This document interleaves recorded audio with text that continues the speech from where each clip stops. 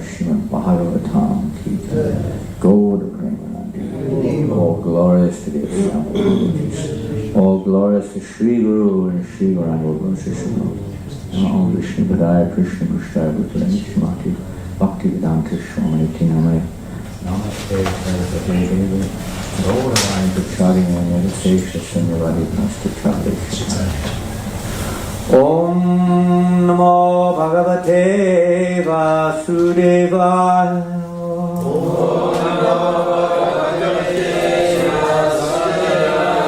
Om Namo Bhagavate Vasudevaya.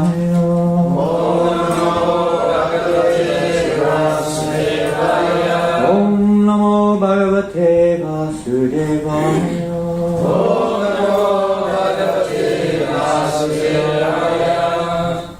Reading from Srimad Bhagavatam. Well, I don't know why the marker is again in chapter 3. Is there a reason for that? Is that the chapter we're on?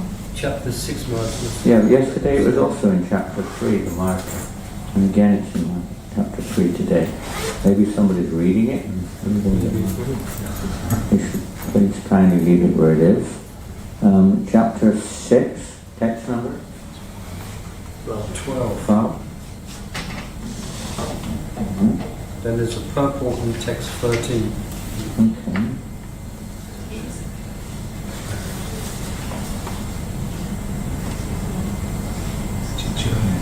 Well, we may may or may not read it, the purport of the text 13, because today is Janananda voice. So let's see.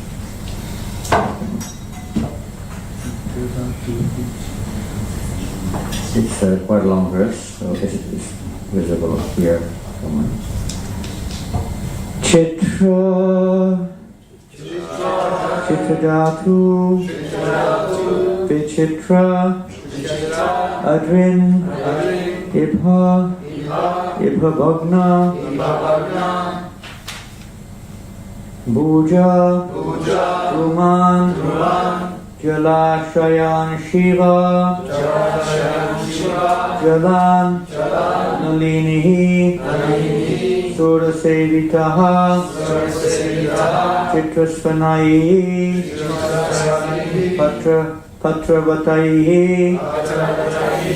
Vibhramat Brahmarashiyaha Chitradhatu Vichitradrin Eva Bhagna Bhujadruman Jalashayan Shivajalan Nalini Surasevitaha Chitrasvanai Patruvatai Vibhramat Brahmarashiyaha Chitradhatu Vichitradrin Eva Bhagna Bhujadruman Jalashayan Shivajalan Nalini Surasevitaha Chitrasvanai Patruvatai Vibhramat Brahmarashiyaha Chitradhatu Vichitradrin Eva Bhagna Bhujadruman Jalashayan Shivajalan Nalini Surasevitaha Chitrasvanai Patruvatai Vibhramat Brahmarashiyaha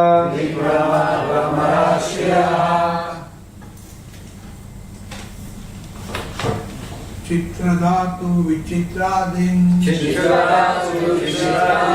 Eva Bhagna Bhujadruman Jalashayan Shivajalan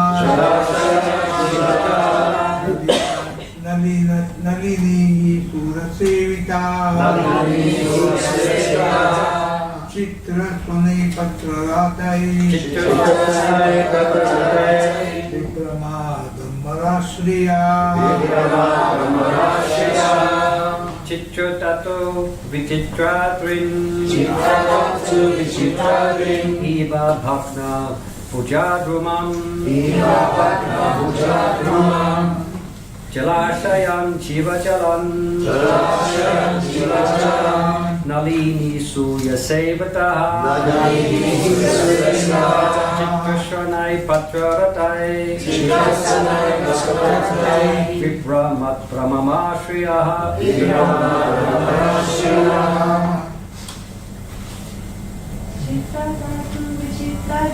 Chitradhatu Vichitradin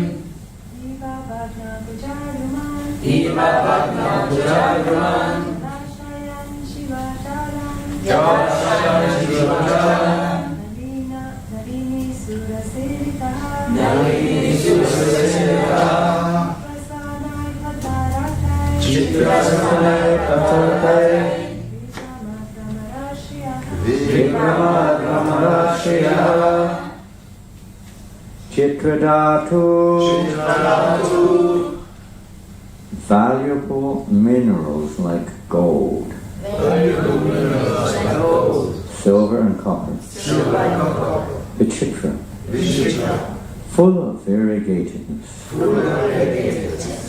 a dream, hills and mountains, Ibha Bhagna, broken by the giant elephants, branches, Kuman, trees, Jalashayan Shiva, health-giving, Jalan, reservoirs of water, Nalinihi, lotus flowers, Sura Sevitaha, aspired to by the denizens of heaven, Chitras Vanaivi, pleasing to the heart, Patra Rataivi, by the birds, Vipramat, bewildering, Brahmara Shiaha, decorated by drums. Translation. There's no purport to this verse. I passed through hills and mountains full of reservoirs of various minerals like gold, silver, and copper, and through tracts of land with reservoirs of water filled with beautiful lotus flowers, fit for the denizens of heaven, decorated with bewildered bees and singing birds.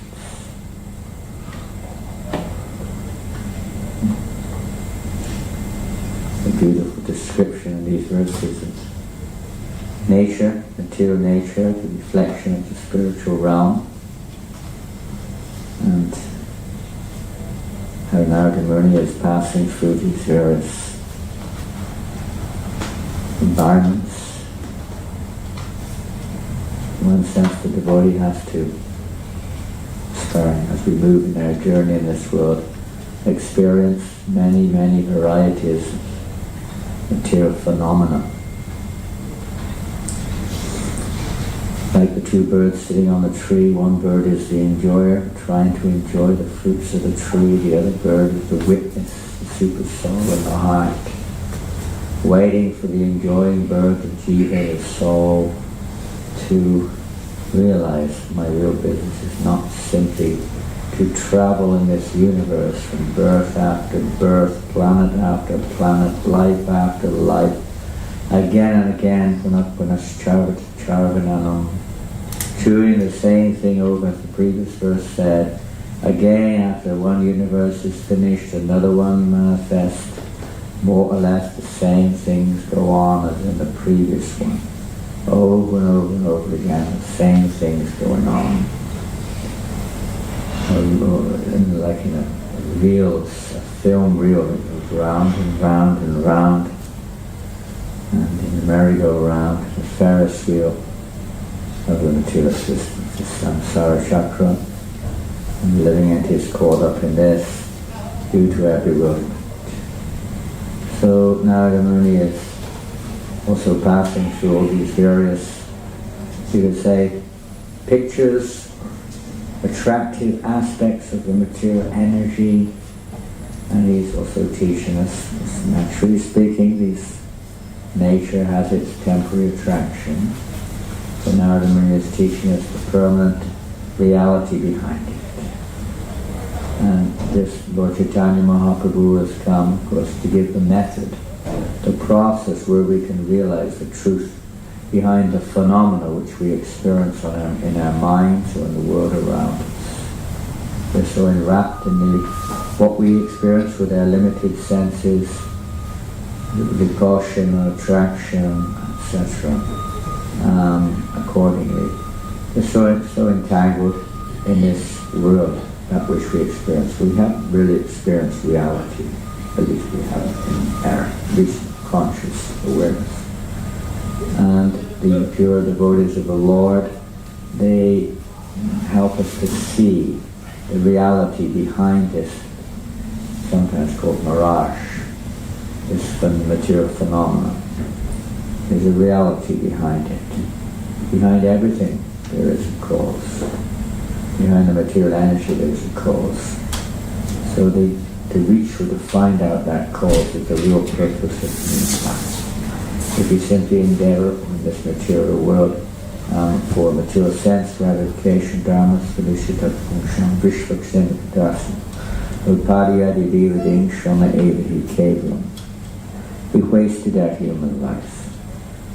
Human life is not meant for sense gratification. It's meant for inquiry into the nature of the absolute truth. That should be the goal of all of our works. One who is engaged in his work, even in the material sense, according to their varna and ashram, but does not awaken their love of God, is basically speaking, Shama Evi Kevam, wasting their time. Yadam Vidyas Nayuk Dukkama Grantin Abundant Shindanti Kovidas Tasyat Krona Kuritataraki. That this human life is meant for this Kivasya Jignas, it's meant for inquiry into the nature of the absolute truth. So I see you have one seminar every Monday. I think Murli Manhar Prabhu is giving it, the 24 Gurus. We can learn from material nature, or we can become entangled in material nature.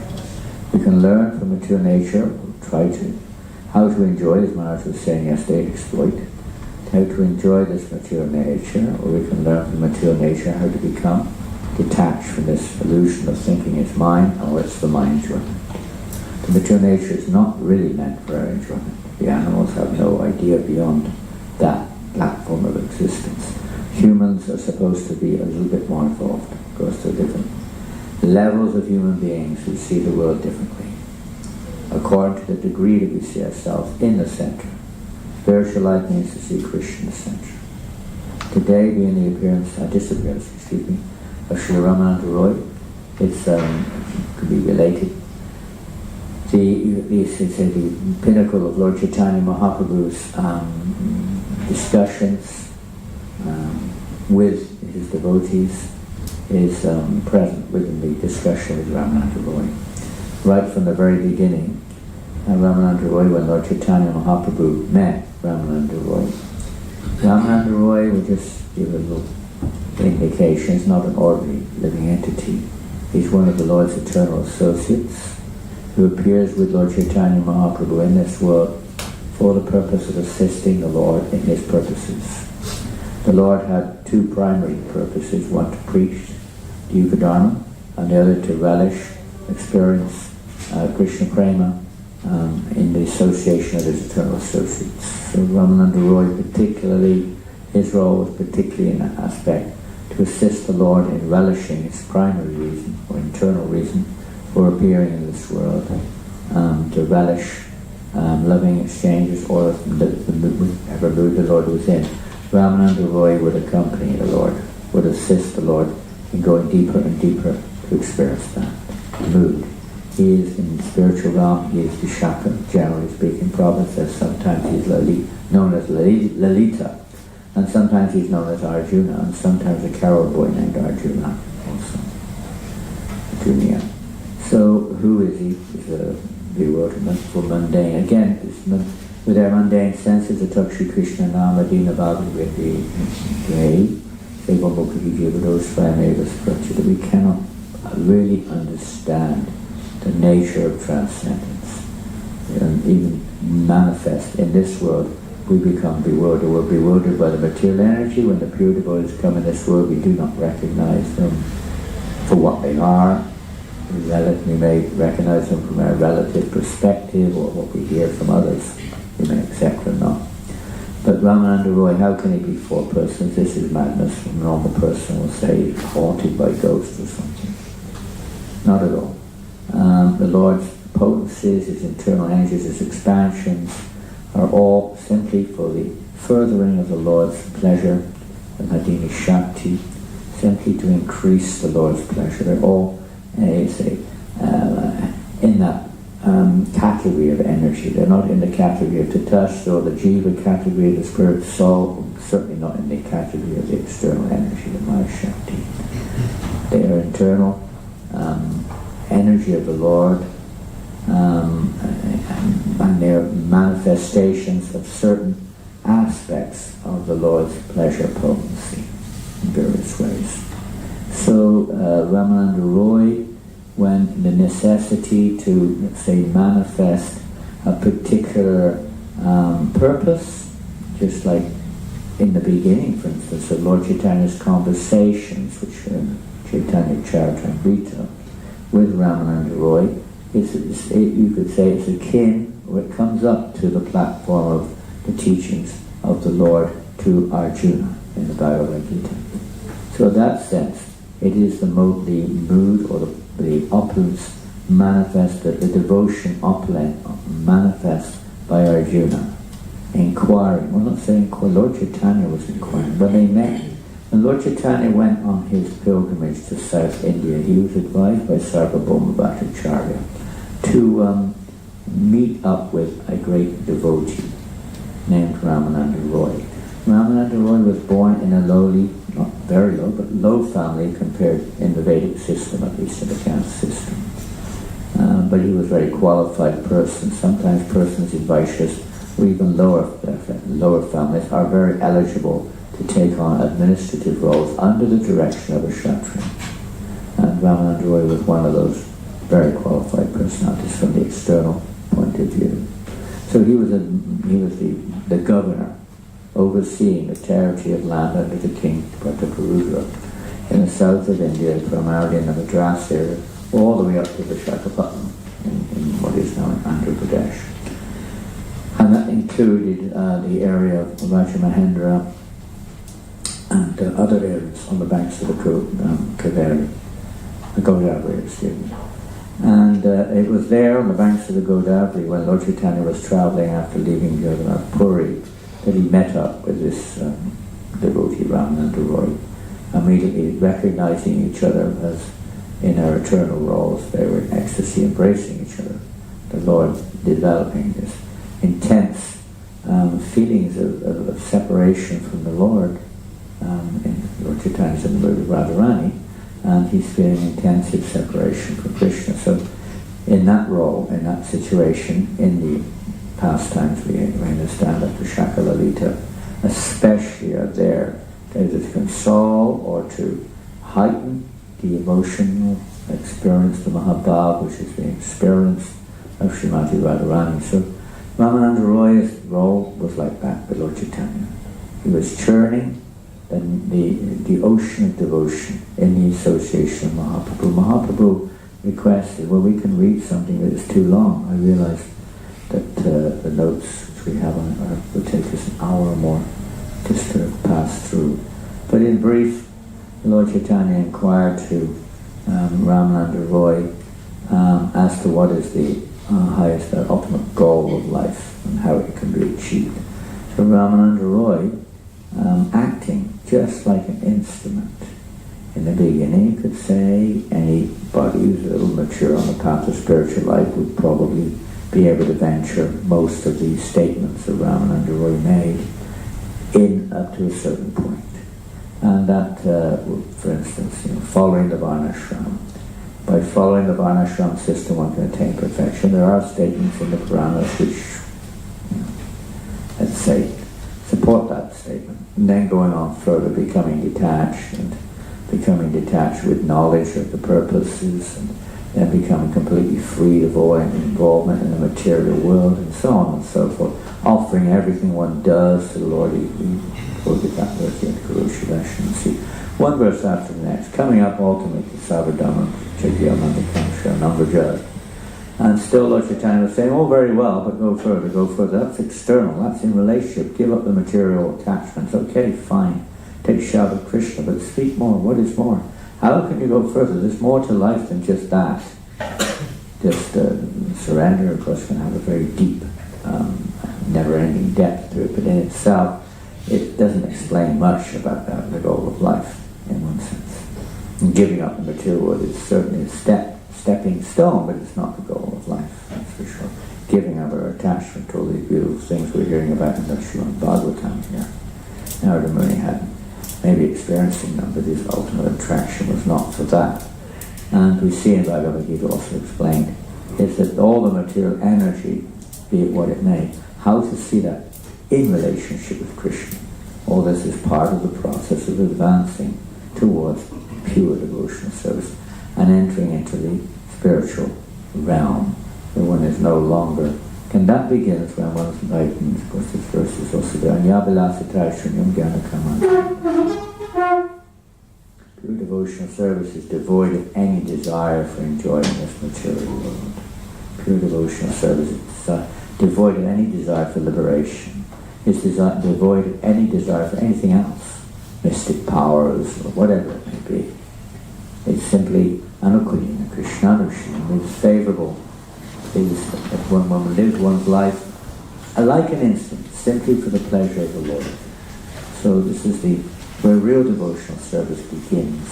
When we come to this platform, up to that we're beginning. We're practicing. It is also part of devotional service. It is preliminary education or purification, helping us to become freed of anarthas, helping us to become fixed in the practices of devotional service, developing a taste for practical devotional service, and becoming attached to Krishna.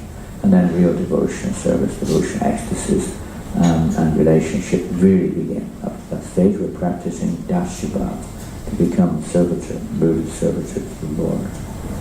So Ramananda Roy then, Lord Chaitanya said, now please go further. You explain what life is not for, more or less. I mean, the goal is there, but that itself is not the goal. That itself is external, it's a means to the end. Now, what is the end? Where does that go? So he begins with a very famous verse. This verse is from the 10th canto of Bhagavatam, in the chapter of Lord Brahma's prayers. Many significant verses are in that chapter. Jnana Prayasa, Bhagavapasta, Manta Eva, and so on, where he explains that, someone tell me I haven't read that verse, that, what is the translation? Do we have that verse? It'd be good to read it. I can't remember the verse. There's no need to change your position where Yeah. you are. Just take up the process of hearing and chanting. So That is that's like the summary of it, isn't it? If we could get the whole verse, that would be really nice. I probably got it here. So it's very, because this is the crossroad. This verse is the crossroads between practicing devotional service and actually existing for the pleasure of the Lord, not just trying to, but actually. Who knows where that verse is? 10th canto, 14th chapter, somewhere there. Here it is, I've got it.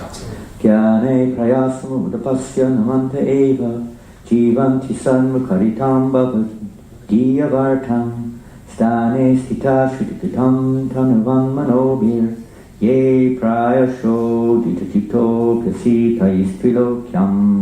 That's also in the Madhya Lila, 867, the Chaitanya Charitamrita. And the translation is that Ramananda Roy is repeating, Lord Brahma said, this is Ramananda Roy speaking to Lord Chaitanya. Lord Chaitanya is saying, speak more, rise above this external aspect of devotional service, where it's still connected, you could say, to our attachments in this world, or our identifications. One has to become freed of all these. This is the characteristic of pure devotional service. Sadhu padivene muktam tatpadadvena nirmalam. One's heart has to be cleansed of all these false identifications. Lord Brahma said, my dear Lord, those devotees who have thrown away the impersonal conception of the absolute truth and have therefore abandoned discussing empiric philosophical truths should hear from self-realized devotees about your holy name, form, pastimes and qualities. They should completely follow the principles of devotional service and remain free from illicit sex, gambling, intoxication and animal slaughter. Surrendering themselves fully with body, words and mind, they can live in any ashram or social status. Indeed, you are conquered by such persons, although you are always unconquerable. So that's translation of that verse spoken by Lord Brahma. In other words, the essence is to hear. The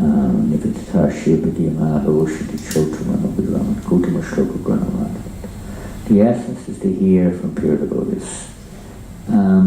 Subject matter. Now, in the pastimes, in Chaitanya Chaturvikam, Anchalila also there's a pastime here, Prajuna Mishra. Prajuna Mishra receives instructions from Ramananda Roy. It's comes later. And There are very, you could say very, a little bit too high for us maybe. Topics are being discussed. How Ramananda Roy is so transcendently situated, being Vishaka. Vishaka's only purpose is to prepare everyone else for the pleasure of Krishna, to make all arrangements for the pleasure of Krishna. There's no other purpose of existing. And in one sense, although we have our free will to think otherwise, the jiva's only real purpose is the same. So these great personalities, all of them who appear in this world, are helping to prepare us, mold us, so that we can take or assume our real position in relationship with Krishna, whatever role it may be, for the pleasure of the Lord Anukulina Krishna. They're molding us through their teachings. In the beginning we're really rough, and it may take a little bit of roughness to smooth us down a little bit. A few chastisements, a few experiences, a few knocks, and a few whatever it is on our path of devotional service, a few challenges, because we're still attached to the material world, and it does take a little bit to free us from this falsity and to attach us to the reality. We're so conditioned and so accustomed to the so-called security of the material world, which is a total illusion, that we're so attached to it. It takes a little while to come out of that false philosophy or that false conception of life and who we are. And it may be a little bit, it's like a drug addict coming off of drug addiction. It may be a little uncomfortable sometimes. The path of Vaidhisatma Bhakti is that path. It's a little austerity, we say austerity.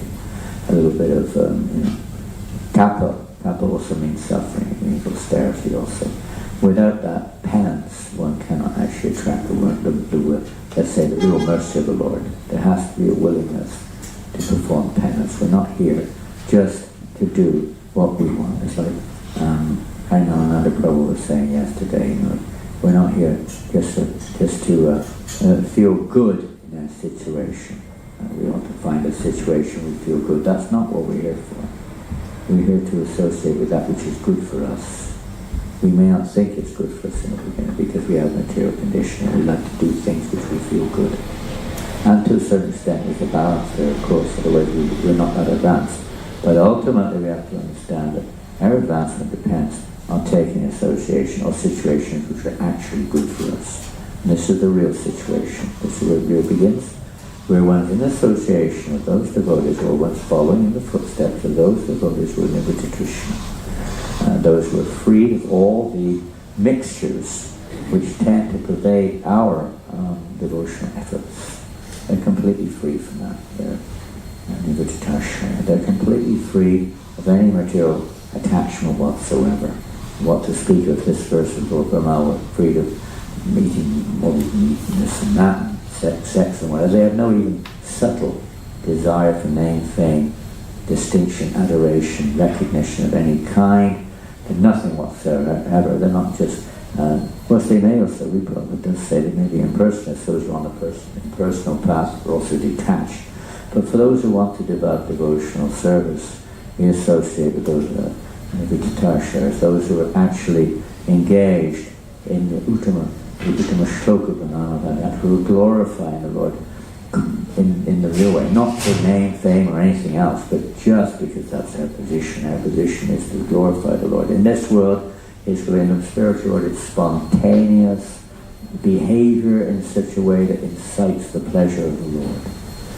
In this world, it may not seem so direct, is activities which are related to the Lord, chanting His name, worshipping the deity, and so on, in various ways. But that evolves if we're under the direction of a pure devotee for Lord. Ramananda Roy, of course, goes on way beyond this.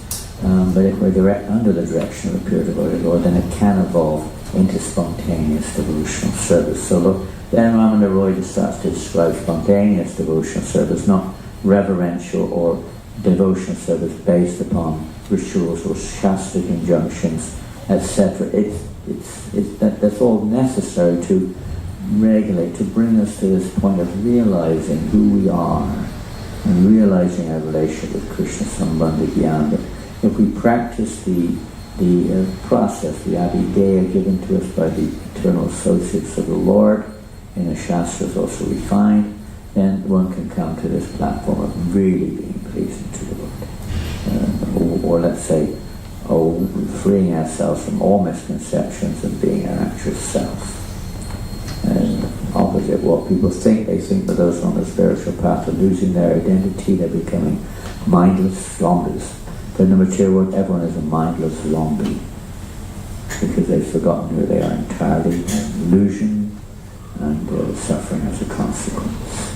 So to become free of these effects of this illusion is just a byproduct. The real thing is to awaken our relationship with Krishna. So then the Lord asked him to go further and further, and he describes Rasa's relationships with the Lord in the various levels of relationships, and so on and so forth, up to the point of Madhurya Rasa. The Lord is getting excited.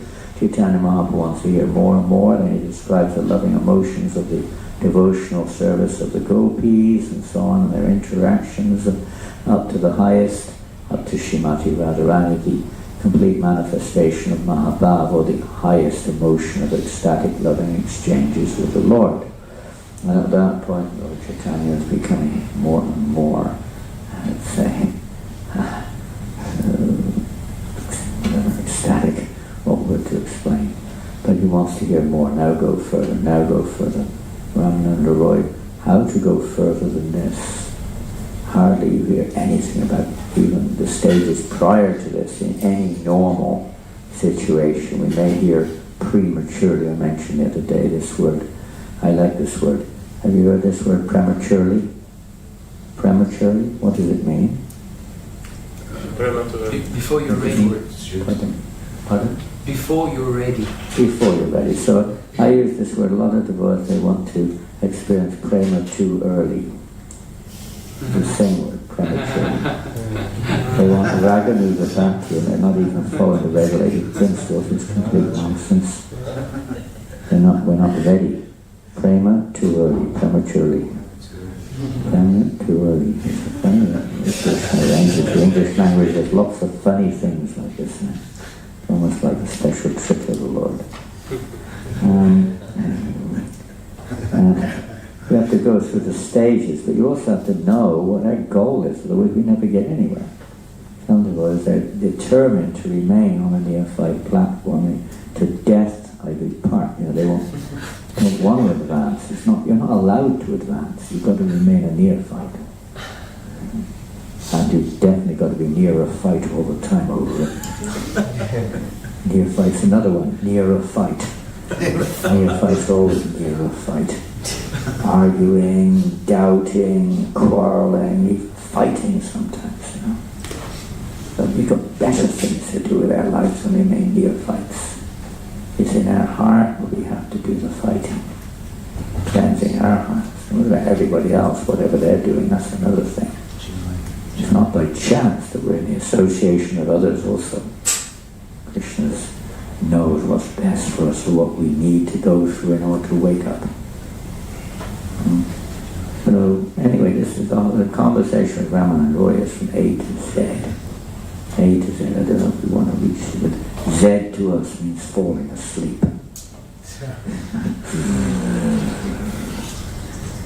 Perhaps quite tuned in there. When Ramananda Roy was when Pradyumna Mishra came to see Ramananda Roy, what was Ramananda Roy doing?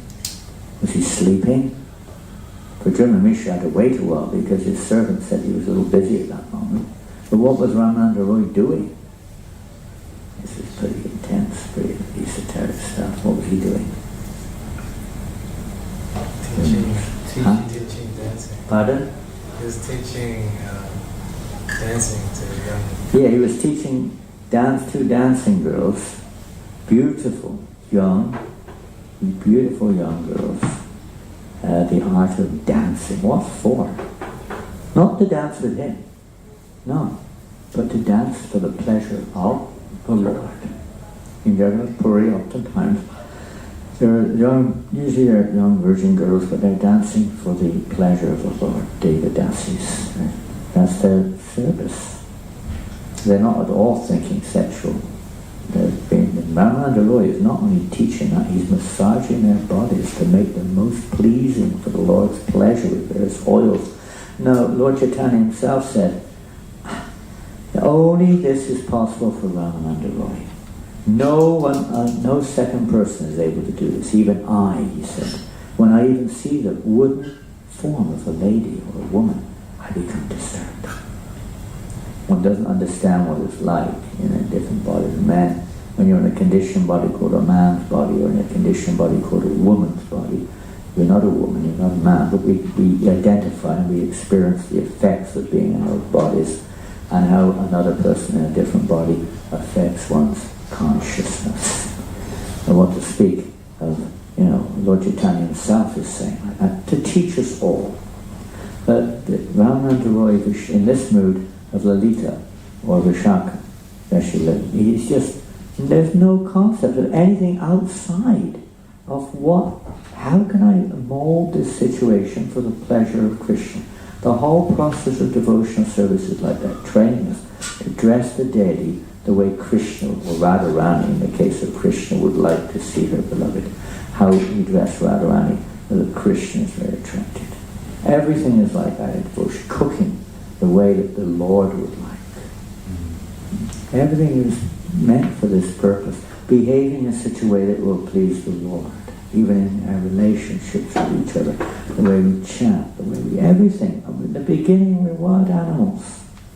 It's understood we're going to be like, Narada Muni, sometimes Prabhupada says, Narada Muni in this purport of these verses in Bhagavatam, he said when he sees the devotees in Kirtan, he just laughs and laughs to see, the mlechas and yavanas and all the various entities of this world dancing and singing like wild drunkards or something, and singing like whatever. Some sing like Gandharvas, some of us sing like frogs, but whatever it may be, he's ecstatic. When you please a devotee of the Lord, you please Krishna. So Ramananda Roy is the topmost. He and Swarup Damodar, of course, these two personalities, they were always with the Lord. So after this, I'm not going to go into all the fine details of this conversation. Ramananda Roy with Lord Chaitanya then went on further and further and further to describe the extent, the deepest extent, practically speaking, of the moods of Srimati Radharani and her feelings of mano. We have Mahabhav, Manobhav. It's something beyond, or no other living entity can experience the mind of Srimati Radharani. Even Krishna doesn't understand it. That's why he appeared as Chaitanya Mahaprabhu. The highest form, but Vishaka or Ramananda Roy, Lilita, they alone have the deepest entry into this aspect. Srimati Radharani's loving devotional service to the Lord. So, anyway, Prabhupada describes that we can't imitate these emotions. We certainly can't imitate the behavior of Ramananda Roy in his service of massaging these Devidasis without any attachment whatsoever. To him they were just like clay or wood, stone. He was just molding them for the pleasure of the proprietor, the real enjoyer, Krishna. And this is the mood of pure, and all the pure devotees have this mood. They may not be on the same level of loving exchange, but this is their only purpose. Their only purpose is to, according to the situation they're in, if they're preaching in the material world, to help living entities, to mold us, to bring us out of our misconceptions, to bring us out of our illusions, to bring us also step by step by step to this point where we develop a genuine attachment. As we read in Krishna book, we read in Bhagavatam, we hear in lectures and so on, that by hearing, for instance, the Rasa Lila, that by hearing these pastimes one can be free of all lust. But it is a qualified statement. One has to be pure to hear it.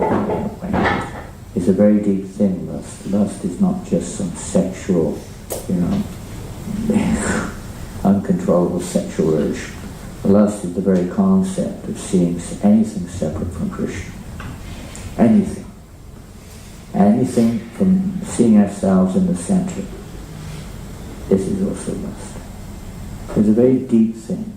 When one's purified, at least externally, of all the various mental and physical say, ideas or actions which are centered on me.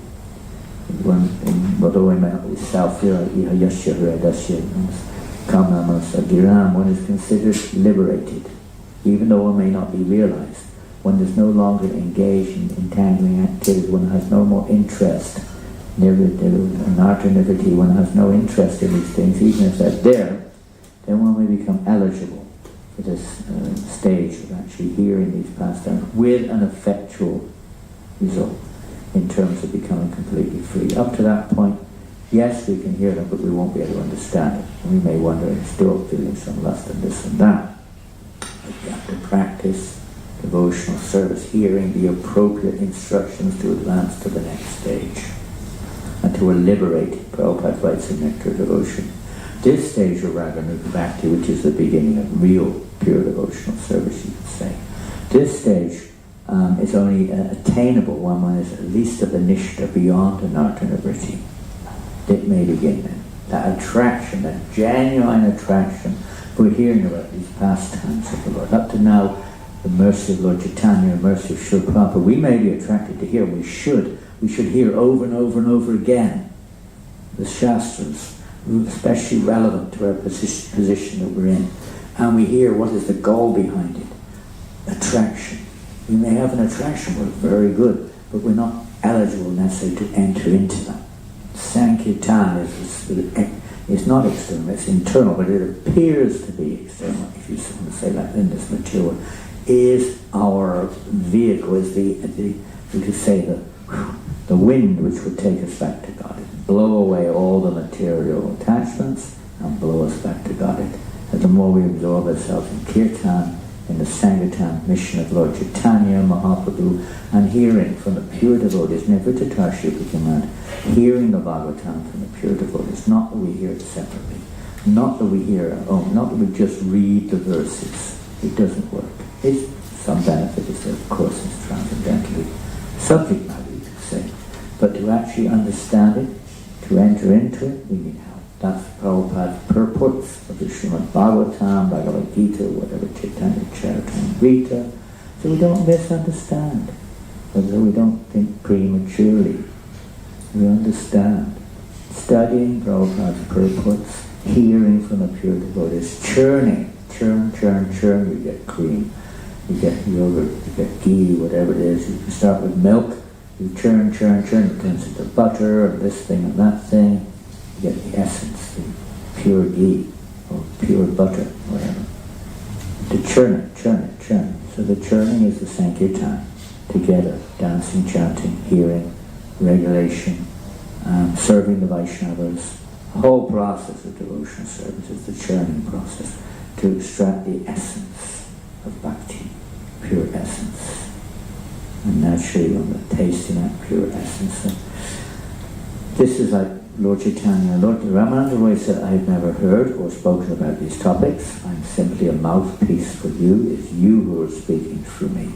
One comes to that point where one is totally in. That's it. And the Lord, through pure devotees, energies are acting in such a way, the expansions of the Lalita, the Shaka, Arjuna, whatever it may be, and act through a personality in such a way, they're actually present areas in the creation of the universe. Lord Brahma doesn't have the power to create the universe. It's Lord Vishnu who enters in and gives him the empowerment to create the universe. He's a greatly surrendered soul, a great entity, no doubt, but he's empowered by the Lord. So the Lord becomes empowered by a certain Shakti of the Lord, and may act in unlimited ways. There's no limit. And that's when the devotee is said his body is spiritual. It's no longer material. And this is Ramananda Roy.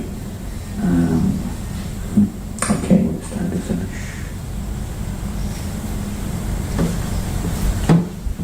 Hare Krishna. One quick question or comment. I wanted to read that one. I just read one verse. I think there's a fantastic section in the teachings of Lord Chaitanya and Ramananda Roy, which deals with the Lord Chaitanya. We see this many times, questions and answers throughout the whole conversation, but there's one section where he asks, you could say, a little bit more down-to-earth questions. some of the questions are taking us up to the Goloka Vrindavan, but there's a section where he talks about down-to-earth questions. I'll give you an example. Of all types of education, which is the most important? That's just one example. That's the first one. Most important education nowadays is education. What would people say in the material world? What would people say? Most important education, what is it? Huh? That's so on the street. What do you think the most important education is? Did they say anything or not? How to graphic design. How to what? How to rabbit? I don't know. Doctor still with Irish music. Website made. Well, yes, I can't hear it. How to what? How to make websites. Oh, thank you. How to make websites. How to make websites. Okay, some people may say that. Most important education these days. Very important. You get caught on the web. How to make websites. What else would I say? How to make money. How to make money. Education. How to make money. How to enjoy myself. Man, I want to know how to enjoy myself. We may be more specific in that regard. Some people have very specific intentions. May not be so general. How to get on with education. How to... depends which mode of nature they're in. Some people may say education, how we can bring about more peace and harmony in the world. Some people say. And different people say different things. Yes. What were you going to answer this question for me? That's a good question. Oh, you want to ask one? Okay. Another one, another question. Okay. Go for it. Maharaj. Hello? Hello? Hello? I'm here. Oh. Hello Maharaj. Radha-Krishna, thank you. Well, we get used to that for now. Hello, are you there? Hello, are you there? Are you there? The phone's not working. We just got the phone line just like a month or so ago. Oh, we've had some kind of phone or some kind of internet, but it's been so bad the last ever since the internet started. And just a month ago we got this optic fiber, is that what you call it? Yeah. It's like a major breakthrough in devotional lives. Now we can watch videos at night without interference. Do all sorts of things we were having difficulty with it before. It's so amazing. A little breakthrough. We can talk as long as we want about anything we like. It's fantastic. Hare Krishna. Krishna Maharaj. My question, could you give us some advice how to go forward in life and interact with the material energy in a constructive way, so that we can maybe talk about dovetailing a little bit and how to dovetail nicely? Well, yeah, that's what we're all trying to do, I guess. We've all got still.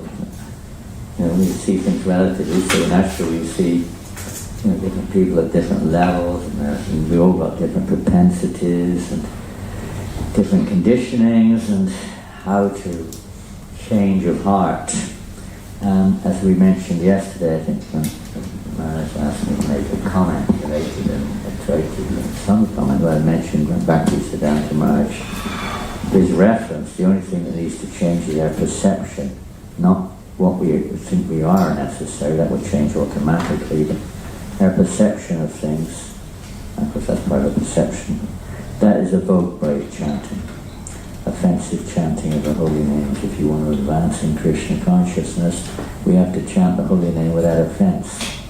And one has to know that. It's interesting, last week we had an initiation ceremony in Scotland, and I was reading something which Prabhupada wrote in his first Back to Godhead magazine, 1944, issue 1. And it was on this principle, actually. It was based on this principle of pure chanting. And it went up to it was related to initiation. It was totally related to the offences against chanting and so on. Prabhupada said the 10th offense, he writes it, the 10th offense is not to be attentive to the previous 9 offenses. You never hear that, do you? That's what Prabhupada wrote. To be inattentive to the previous offenses. Interesting. And to not have faith in chanting. Inattention. You should know what it means to be inattentive. It's not just some mechanical effort to, force our mind, mindless or whatever it may be, to force our mind. That's one aspect of it, but it's also to bear in mind the others. So amongst those other offences, primary, there are many aspects. This tendency with Bhaktivinoda Thakur generally emphasises actual offensive chanting is the concept we have rather than practice. The concept being, I want material returns, I want liberation, I want freedom from karma. These are all offensive mentalities, block us on our path to spiritual life. The other things you may recognize and wish we didn't have them, but under that there may be some impersonal or some materialistic motivation in our devotions, just to be cleansed out by proper hearing from the proper source. So service to the spiritual master is an essential feature here, avoiding offences to devotees. 2 things you can work on anyone, whichever one's in. Learning what it means to not offend a Vaishnava. A devotee, as Maharaj said, a devotee has no interest in offending anyone, or finding fault in anyone, or blaspheming anyone, what to speak of a devotee. So that's one thing. The other thing is the spiritual master to understand what will please. I'm not here to tell the spiritual master what to do or to do what I think is good for me. To a certain extent we know that goes on because we're still very conditioned. And the spiritual master will allow that to go on in many cases, at least up to a point. But at a certain point we have to let go. What will please my spiritual master? Just like when Prabhupada left the planet, 77, so to speak, from our externally speaking, never leaves, but externally. It obviously affected everyone in different ways, maybe, but everyone was obviously affected. Very difficult situation. But devotees, after a while, maybe not immediately, but not very long, I'll tell you, we had the biggest Prabhupada, what we used to call the Christmas Marathon in those days. The biggest, just a month, less than a month, 2 to 3 weeks later, the biggest Christmas marathon on record. We didn't say, oh, it's all over now, no. Just cry, whatever. No. Now we really, what would Prabhupada want us to do now? That was the mood. We knew that Prabhupada wanted book distribution. We didn't know much else. Practically, book distribution increased tremendously at next marathon. Okay, for other reasons, different reasons here and there, it's another thing. But for quite some time after Prabhupada's departure, it continued to increase. So understanding the spiritual master is not just the sentiment of physical presence. The real service to the Guru is in absence. Because Ramananda Roy comes to this point, whatever we say, the highest ecstasy is felt in this mood of vipalamba or separation. But it's manifest not by simply crying in their sense. Of course, there's internal mood, that's another thing. But externally is to do what they want. To continue to increase, to take up that responsibility of satisfying instrumentally the will of one spiritual master, the will of Krishna. And not just think only when my spiritual master is around. We're not here to possess, we're not here to enjoy the spiritual master, we're not here to enjoy the facilities. We're here to, the other reason here, to offer everything. He offers everything to his Guru, but to Krishna, to let go of all of his ideas, being enjoyer, etc. Or thinking, I want it my way. I see this thing. Changing our perception. So pure chanting of the holy name, Bhaktisiddhanta is my method, but that includes, and Lord Chaitanya said, essentially includes service to the devotees. These 2 things. Seva, Vaishnava Seva. Together. So obviously that means we don't disobey the orders of the spiritual master. He gives general, he may not give specific. It depends. Prabhupada did both, obviously. But mostly left up to others to give the specifics because Krishna is in control.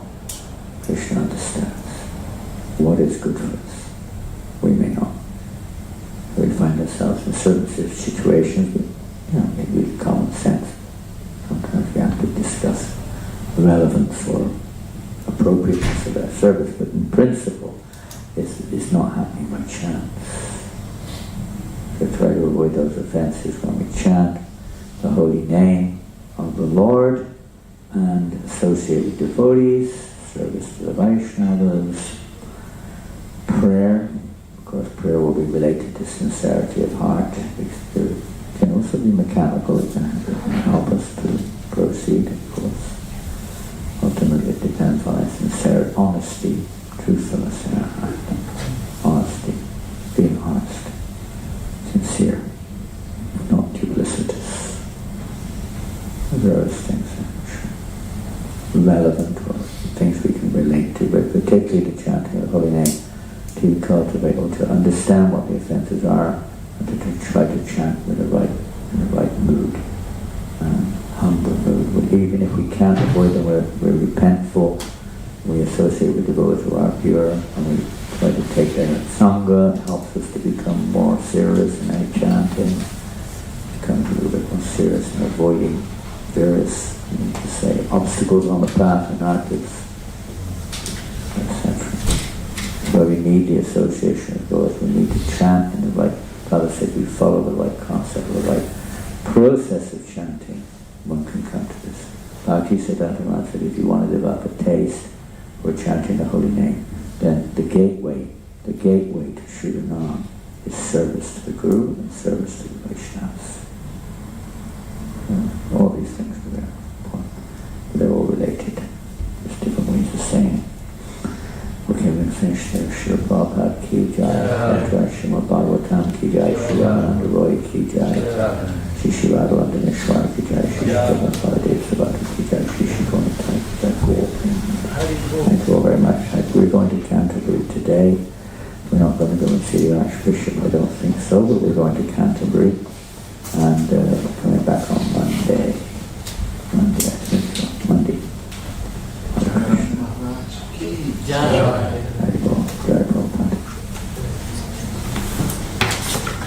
So you chant Janananda.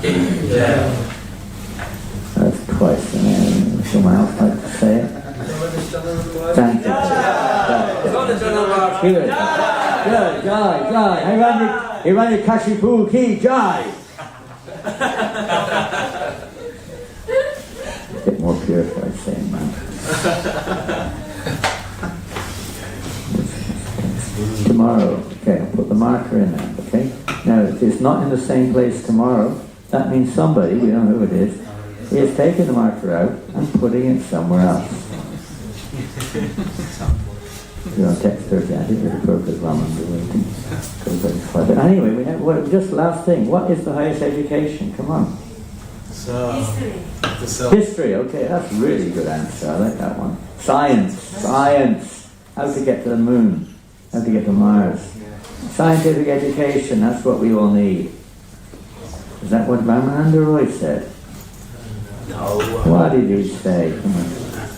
What did he say? Huh? Many things. He said many things. Good answer, thank you for that. He said many things. Huh? No education is important other than the transcendental devotional service of Krishna. Lord Chaitanya said, out of glorious activities, which is the most glorious? That person, this is a kind of roundabout answer, mystical. That person who is reputed to be a devotee of Lord Krishna enjoys the utmost fame and glory. And to be a devotee of Krishna is the most glorious activity. That person who is, then he said, out of many capitalists who possess great riches, who is the topmost? What's that guy's name? Elon Musk. Huh? Is he the richest, is he? Yeah, he's now. Wow. Is he the No, richest? Putin's richer than him. Huh? Is it Twitter or Facebook? We don't know. The really rich ones, we don't know who they are. You don't know who they are. Okay. They only tell you what they want, huh? So anyway, the mystery, you should search and find out. It's very important to know. Of all the capitalists who possess great riches, who is the topmost? Maharaj said, he who is richest in love for Radha and Krishna is the greatest capitalist. Very, go. You know who's behind it now. Krishna's all capital, right? He's the images. He's a big capitalist, that's for sure. Of all kinds of distress, what is the most painful? Separation. Separation. Separation from Krishna? That? Most of those know this answer. This is the one that is most common, isn't it? Of all kinds of distress, what is the most painful? Ramananda replied, apart from separation from the devotee of Krishna, I know of no unbearable unhappiness. Separation from devotees. There's no meaning to it. We're not eligible. We're not eligible to say, sometimes I want to serve Krishna. I want to be with Krishna. The devotee doesn't think like that. Even Radharani doesn't exactly think like that. Krishna forces it upon her, the devotees push it upon her. But she's thinking that all other devotees are more eligible now. Let me arrange for them to be with Krishna to bring him more pleasure because they bring him more pleasure than I do. There was always like encouraging others to come forward to Krishna's service, seeing themselves as lowly and unqualified. Other than campus we read. Out of all liberated persons, who should be accepted as the greatest? What do you say? He who has love for Krishna has attained the topmost liberation. Pretty obvious in one sense. Among songs, which song is to be considered the actual religion of the living entity? Yeah, everything's there in the Maha Mantra. It goes further. It's a matter of concept also. We may be chanting right now for whatever reason, but the pure devotee of the Lord, when he's chanting the Maha Mantra, it's actually much more than meets the eye. It's a song describing the loving affairs of Radha and Krishna. It's superior to all of the songs. The Maha Mantra contains everything, and even the topmost devotee will sing the Maha Mantra, but in this mood, different mood, it changes as one matures in devotional service. That's okay, it's another one. Out of all auspicious and beneficial activity, which is best for the living entity? Which is best? The most auspicious and beneficial activities, which is the best for the living entity? Pardon? Sankirtan. Devotional service. Thank you. Who said that? Vaishnava said that. Who said that? Yeah, very good. One of the words said, of all auspicious, the only auspicious activity is association with the devotees of Krishna. Everything comes. The holy name, chanting, Sankirtan can be performed only. You can't do it on your own, really.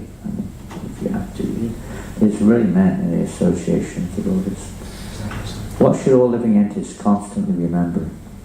Krishna. Krishna was a hard one. The chief objects of remembrance are always the Lord's holy name, qualities and pastimes. Out of many types of meditation, which is required for all living entities? Meditation on Krishna. Very good. The chief duty of every living entity is to meditate upon the lotus feet of Radha and Krishna. Just in humility.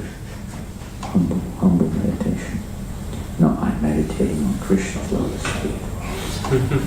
No, I'm meditating on his lotus eyes. I'm meditating on his beautiful form. Okay, it is part of that quality, his form of the Lord. But in the mood, meditating on his lotus feet in all humility, not that I'm enjoying it. Chaitanya Mahaprabhu asks, where should the living entity live, abandoning all other places? Where should he live? Holy cow.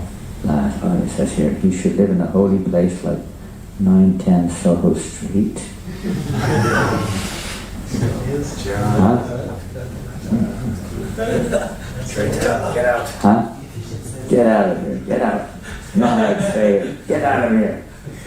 But he said, I should live here. You can't live here. You're not qualified. Don't you dare come back here again. You should live in a holy place known as Vrindavan or Brajabhumi. Temples are also, wherever the pure devotees go, that's Vrindavan also, where the Lord performed his rasa dance. In the material where we perform a rascal dance. And people want to go where the rascal dance is, right? They want to live where the rascal dance is going on. Out of all topics people listen to, which is the best of all living entities? Yeah, being about the loving pastimes or affairs, which are the best. It doesn't mean we could, therefore we only do that. We won't understand, we won't be able to realize, it won't have the proper effect on us if we just jump there. Mahaprabhu asked, amongst all worshipable objects, which is the chief? The holy name of Radha and Krishna, the Hare Krishna mantra. What's the destination of those who desire liberation and those who desire sense gratification?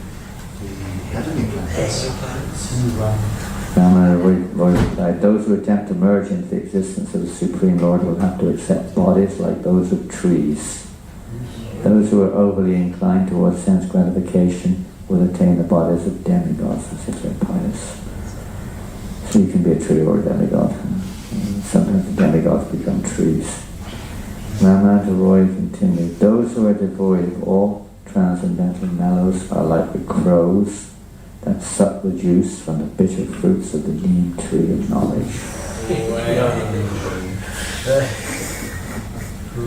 Material knowledge. Whereas those who enjoy mellows are like devotion mellows, are like the cuckoos who eat the buds of the mango tree of love of Godhead.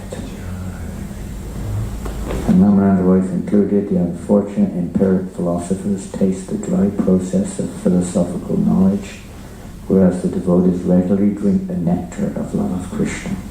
Therefore they are the most fortunate of all. This is just a little question and answer session between the Lord and Sri Prabhupada Ki Jai, Ramananda Roy, Tirubhama Hum Hutsa Ki Jai. So does Janananda Maharaj Ki. I've got a Zoom conference in 10 minutes.